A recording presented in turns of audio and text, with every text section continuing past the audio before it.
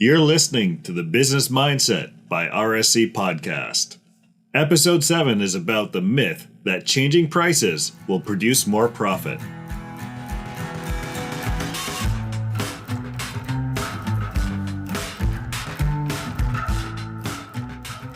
Hello and welcome. Today's myth that we're going to be debunking is that lowering prices or raising prices is going to have the business grow or you're going to make more money. Today we have RSC Business Group and affiliates. So Robert with RSC Business Group, Brandon with RSC Business Group Alpha, and myself, RSC Sales.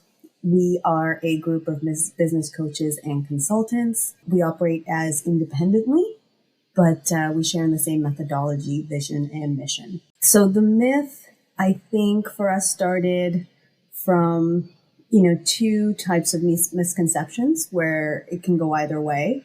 When maybe owners are starting out, they think they need to lower their prices so that they get more clients.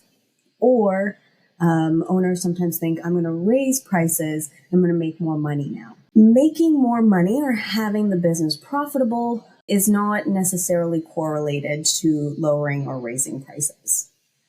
So Brandon, why don't you weigh in and share your thoughts on this particular myth? I've seen it work and also not work with raising prices or lowering prices. Sometimes people think that if I raise my prices, it'll increase the perception of the quality of my service or product. Increasing my prices, I'll therefore make more money. My profit margin will increase. Other times people will think, all right, maybe I need to increase volume of customers. So if I lower my price, it'll automatically bring in more people. And since I'll have higher volume, I'll definitely make more money or more profit. A lowering price can increase volume of people coming in, but it doesn't always work. Some businesses, depending on what they're offering, people will come in because the price got lowered and then they'll stay. Others, especially if this only happens for like a temporary discount, sometimes people are deal hunters. They'll come for the deal and then they won't return. Businesses can't just willy-nilly increase price, lower price, and expect the business to grow. Mm-hmm. It's not that simple, unfortunately. And the one thing that I see that I definitely would say, don't do this. Like there's so many variations. I would never really say don't do this.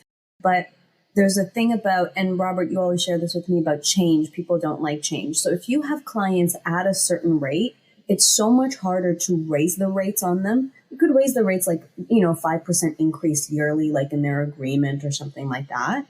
But I find it's really challenging to increase their prices. Or if you lower their prices for a while, like say we start at this rate, it's really hard to raise it back again because people get used to something. And it's much easier if you do want to raise your rates to raise it with new clients rather than changing something or raising rates on current clients, because that could disrupt that kind of safety net that you created for yourself. Right. Basically, what it comes down to is what the market will bear. So what most people do is they have the same market and they lower price, raise price, and have the effect of that happen inside that market. So you raise your price too fast, too much, suddenly you lose 80% of your sales. And you go, what happened? Well, you doubled your fee. Why did you lower your fee? Because other doctors do it, but that's not the same market. You're in a different field of medicine, not theirs. Oh my God, right?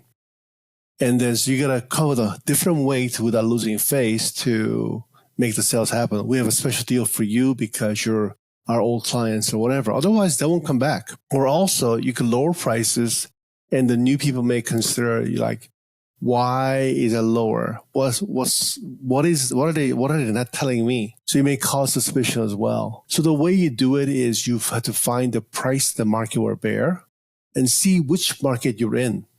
Mm-hmm. You can charge different price for different market. You can have McDonald's in Shanghai, McDonald's in Israel, McDonald's in India, and you have different offerings. And that's the opportunity to change the pricing. Also, if you want to raise prices, it might be better for you to come with a new product. Then you can increase price without causing an issue with your existing market. So you can, instead of raising price, what I recommend that you do is you offer them a new product with new features and move them to a new agreement, new product, new service. That way there's no issue and you can get higher profitability without losing the old customer who doesn't want to move. Mm-hmm. or enter into a new market with volume pricing or whatever, but then you don't destroy your old market. One hair salon person said, if I have 350 people I cut hair for on a monthly basis. If I lower prices, I get more, but I'm not going to lower my existing customers. Well, existing customers are upset because they're just using it for the new people coming in, new people special. Well, so a lot of times price management causes upset and failure. So what you have to look for is, how do you manage your pricing? To which market do you manage the pricing to? So if you do price management, you go and segregate the time or segregate the pricing. If you're a hair cutter and Tuesday is slowest day of all and your main customers never come on Tuesday, well, you can lower it for Tuesday only at a time that your other customers want to come. That way you don't impact the other customers, but you get new customers. When you raise or lower prices, you want to use price management and price segregation based upon time and place and market. Otherwise, it will be detrimental, or your cost goes up. I raise my prices, they want more, and now you got to deliver more, and you cannot deliver, so they leave. So the retention suffers a lot when you don't think things through. So most of the time, improper price management is what causes loss of sales and customer base. So you want to be careful. So the myth is, if I charge the same people more, I make more profit. Only if they stay. And if you give enough discount, then the people come more. That's true, but they will only come when there's discounts. That means you got to permanently lower the discount and do a special. In the United States, there's this large company that sells in malls. They do specials. So as a result, customers are trained to only go to specials. So as a result, there's specials every month and a half to keep the bottom line. Otherwise, they're not going to come. So things like that. And then the types of clients, right? So I hear quite a bit. My clients will say, and they'll kind of be beating themselves up a little bit. They're like, I accepted this client. I knew I shouldn't have given them a lower rate. They've said they didn't want the whole thing, but, now they're causing more problems than some of my best clients, right? And, they're kind of like pulling out their hair, so to speak. And the idea is, if you are going to make an exception and lower your rate for a certain client for whatever reason, there needs to be a scope in what you provide, like a scope change as well. So, as a small It's a new business, product. It's a new product, service. A new service, and you have to put some parameters on there. One of the things is small businesses. So when you're talking about rates, a lot of small business owners, they will emulate a big business, and they will go, oh, the big business has these 3 tiers of pricing. They go, oh, I'm going to create my tiers, and then every one of my clients is going to fall into those tiers. Okay. Then what happens is, those large companies, those tiers came out of, the basic, the premium, the luxury, like whatever names you call it, right? Daisy, Rose, Diamond, like whatever luxury package you're selling, whatever thing you're selling. So those packages came out of years of testing of what people wanted, and then kind of creating those packages based on the wants and needs. When you start out and say you're competing with a bigger business, right, and you're a solopreneur, and you come up with tiers, you're not going to really know your market as well as the large companies to be able to fit them into this. And if you're trying to fit people, the one benefit small businesses have is that they're agile. They can create and customize all sorts of products because you have a leaner team, right? There's things that you can do. You can create products based on the demand, right? Not based on what your employees are trained on and what processes you have in your business already. So you're really cutting yourself off when you are not able to have a conversation and be able to create a unique product for people. It's really your biggest advantage. So large companies, they're not they can't make these kind of exceptions, because if they make one exception, it's like a domino effect. Now their fulfillment team needs to be notified. Now people need to be trained in something. They need to make an exception. Now the accounting team needs to be notified, right? So like it creates this kind of like domino effect in large companies, so they're not as nimble. Whereas in a small company, it's you doing it, you know to bill differently, you know that exception, and it's one of your strengths, right? And, so you may not have the same prices, but like Robert, you said, you can invent a new product. That's really your advantage. You want to lean on that. And then the second thing is, so a lot of my clients, they say, I discounted the price, or when I raised my prices, I got clients that I really like working with. They were just better clients, right? I have many theories as to why that happens. That could be because you're making what you're worth and, what you're putting out and what the market demands, and you're happier doing it. You do a better quality product, and then there's you value the customer, or the customer can afford your services. They're not as stressed. They're not trying to, pinch pennies at every moment. They're not delaying their payments. There's no anxiety and fear there. So sometimes raising your prices, it may not necessarily make you more profitable, but they may attract a certain type of client that has a lot of ease around money, and they may be able to afford your services. As long as you have the marketing to go after that market. Mm-hmm. And that's what Robert was talking about earlier in terms of what the market will bear and then matching the market. Because if people stay stuck with their existing market and just raise prices, okay, so let's say they're marketing to the same people. Mm-hmm. Well, then it just occurs as more expensive to the same people. So if you want the easier to work with clients or the better quality clients, that's a different market. So then the marketing has to be adjusted to attract those people. The way you could adjust it is you can make it yourself more niche. So that's another misconception is, so when people want a lot of work, they don't have targets. They go, I'll accept anything. And then their marketing ends up being diluted, and no one can resonate with them. They don't feel like they know their problem, and they don't feel like you can solve their problem.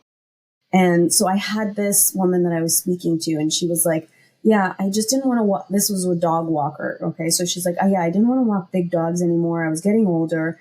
And, I just said I was going to walk King Spaniels, right?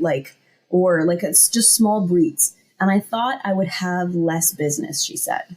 I thought as soon as I went to the little dogs, I would cut myself off from the entire market and I would have less business. And she goes, I have more business than I ever did walking all of the dogs.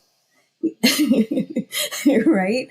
So the more that you get tailored and the more that you are specific to what your market and your niche needs, often enough, I could say you could possibly justify a higher price, and you may still retain the volumes of business because you really know your market. Right. So it's really about knowing your market. So she might have lived in a market where there are a lot more little Cocker Spaniels and large dogs. Mm-hmm. But to do that, you have to look. So key to business is not raising or lowering prices, but seeing what is so, what is true. Mm-hmm. And what the market will bear and matching it. So really the key is to match the demand of the market. Mm-hmm. Yes. If you match the demand of the market, you live inside of that pricing point and you match exactly and your cost is perfect, then your life is a breeze. There's no work. Then if you don't match the market, then there's a lot of pain.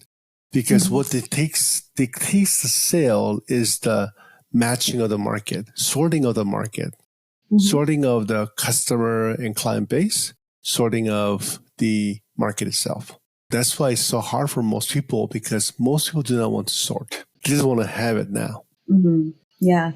Yeah, I like not going up a waterfall. It's nice to have some natural demand, right? It's nice to have. So when I built my global assistants, right, what happened was I told everybody about my virtual assistant.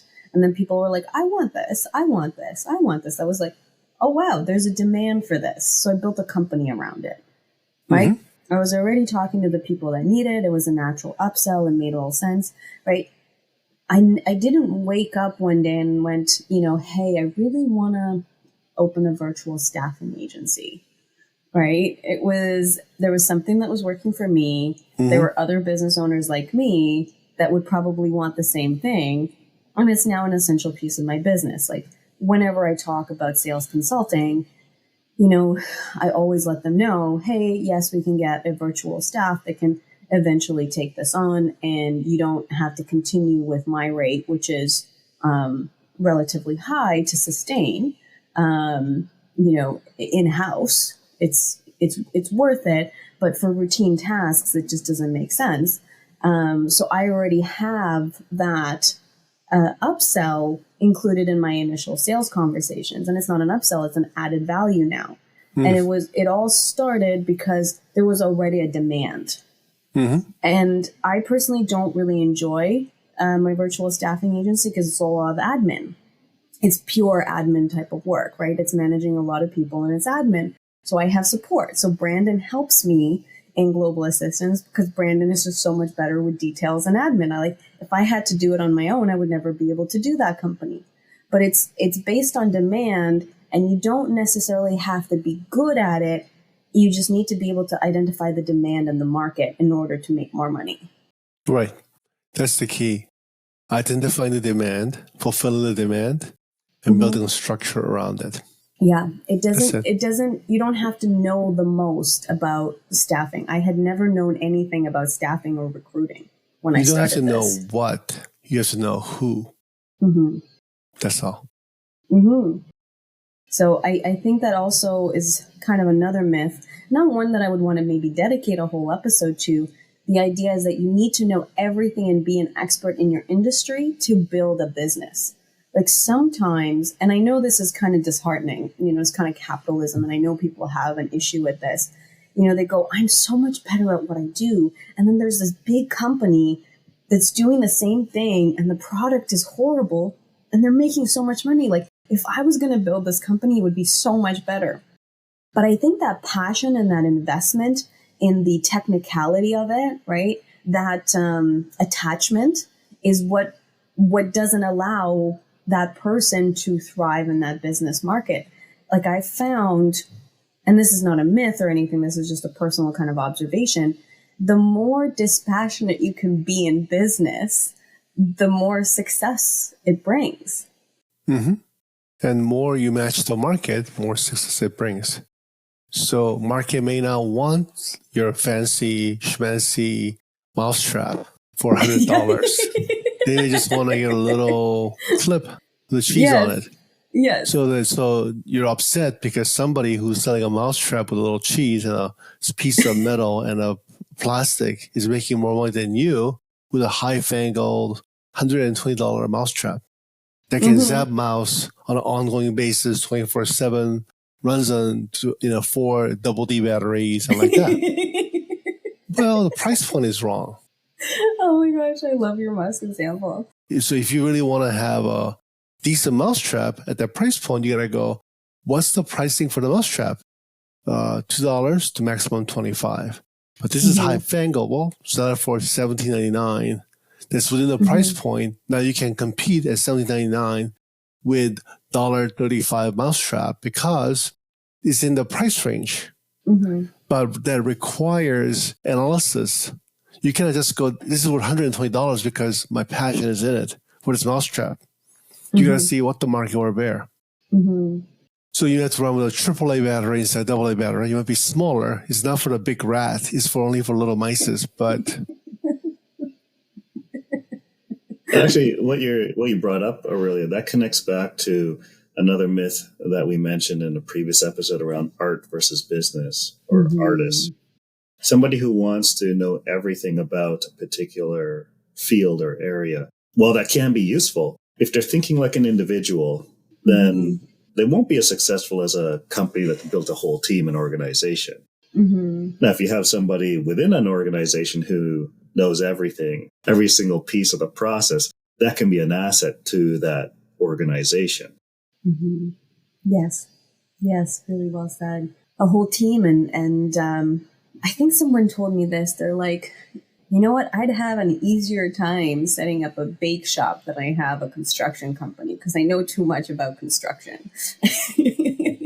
So he had all of these opinions about how people should design their home, what colors should be. He could barely stop himself from, putting in some sort of like what the best way to do this and so on and so forth. And, he was learning on how to deliver to the market rather than to fulfill his vision. And I think even interior designers, they really need to know that, right? They really get primed. They have to prime themselves, right? Like they know what looks good, but it's what looks good to the client.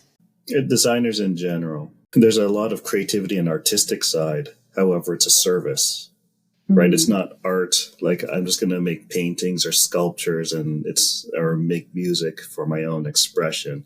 They want to make money out of it. So that means there has to be a customer client, which means you have to provide what they need and want, not just what the designer wants to do. And so there's a certain balance. One of the pitfalls for designers, I only know this because I worked with them and went to design school. Sometimes they view their customers as the customer ruined my work.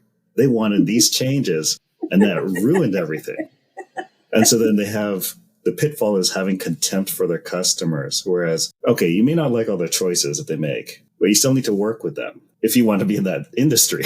So how can you either work with them the way that, both people working with each other the way that they are, and how to collaborate to make the best work possible in that situation with those parameters and criteria and budget. Also, how can the designer become better at influencing the client to better understand design? Because a lot of times, if the customer client understood design better, they would more likely see things the way the designer wants. But also the designer has to be willing to let go of having their artistic ideas be so precious in terms of, okay, well, I still need to serve my customer or client. If they both create an understanding of each other and work together, then they can create the best work, at least as a combination of the designer plus meeting the customer client's needs. Because a customer will also have preferences when it comes to design too. My favorite color is such and such. Okay. I remember speaking to an interior decorator. She had a client who was a little bit odd in terms of preferences. And it was a challenge. In the end, he ended up really liking the interior that she designed for him. But what he stipulated as the aesthetic he wanted, he said, think penitentiary. That's what he wanted. And that's what she did her best to deliver in a way that looks nicer than being in a prison. A single guy? I don't know. Yeah. I won't speculate. Pure utilitarian, yes. So the biggest takeaway, if I can summarize, we have said, if you shared a few stories and things like that, but what I would love for everyone to take away here is it's your market. So if you want to make more money, it's not necessarily by raising or lowering prices. Raising and lowering prices is a different conversation altogether.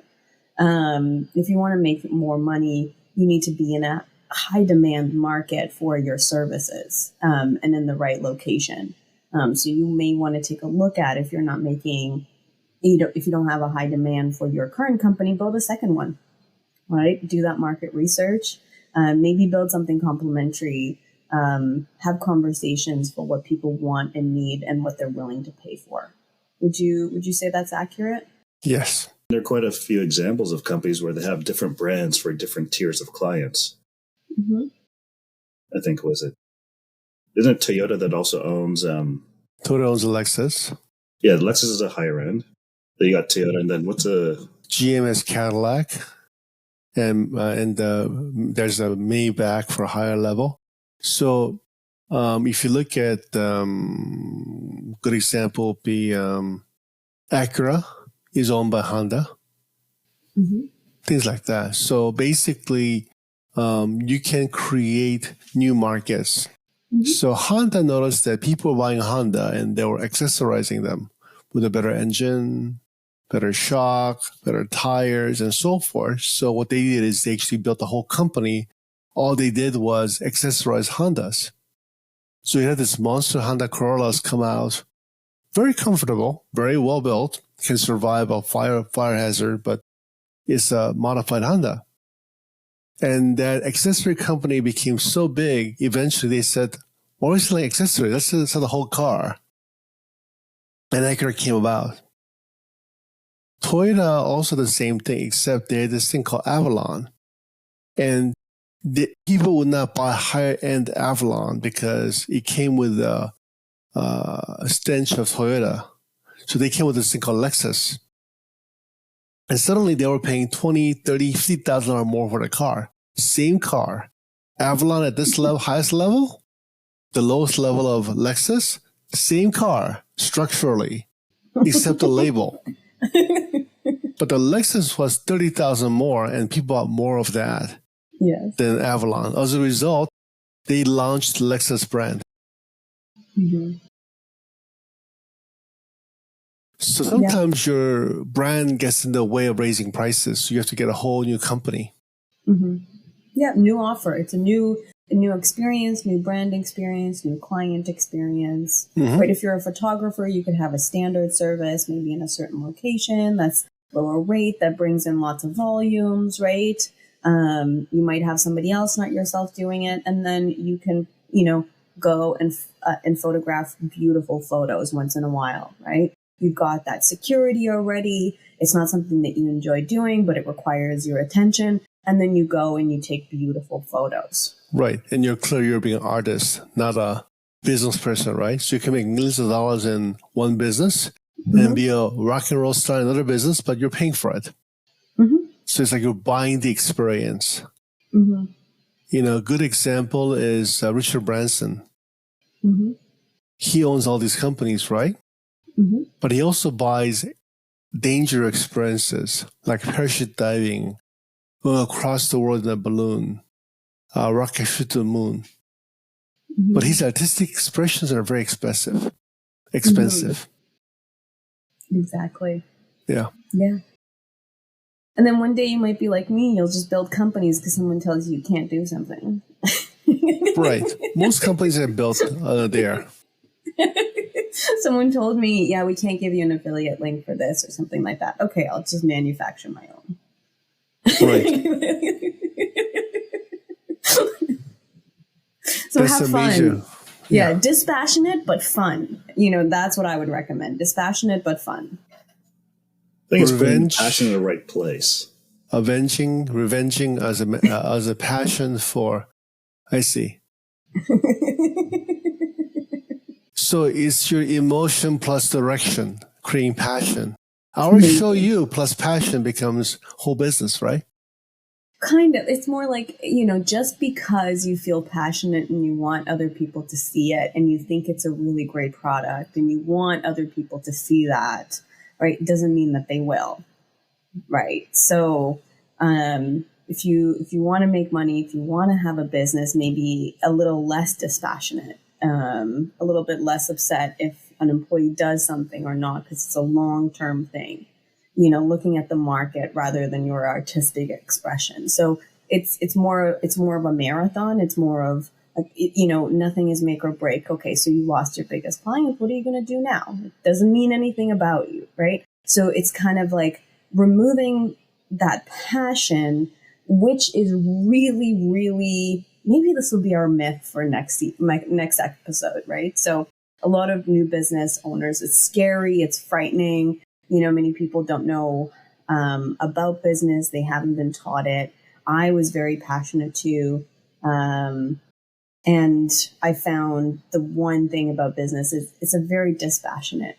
It's more of numbers. It's more of what the market can handle. What are you going to do next? It's about showing up every day.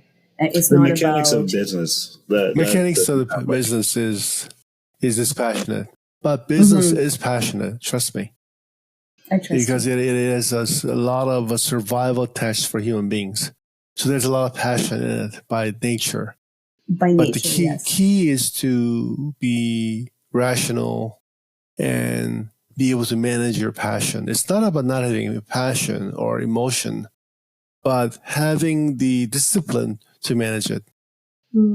Yes. Yeah. So I think this is a good, I have taken us to different topics towards the end here, but this might be a little showcase of our next episode about passion and passion in business. If that's something you would like for us to discuss, let us know. We'd love to hear your thoughts. We'd love to hear your thoughts on how you price and your price changes, your price pitfalls, your price successes. We'd love to hear from you, and we hope you enjoyed today's episode. Thank you. All right, bye. The Business Mindset by RSC Podcast is brought to you by Robert Chun at rscbusinessgroup.com, Aurelia Usita at rscsales.ca, and Brandon Ling at rscbga.com. Music is provided by Davey Harris at davyharris.com.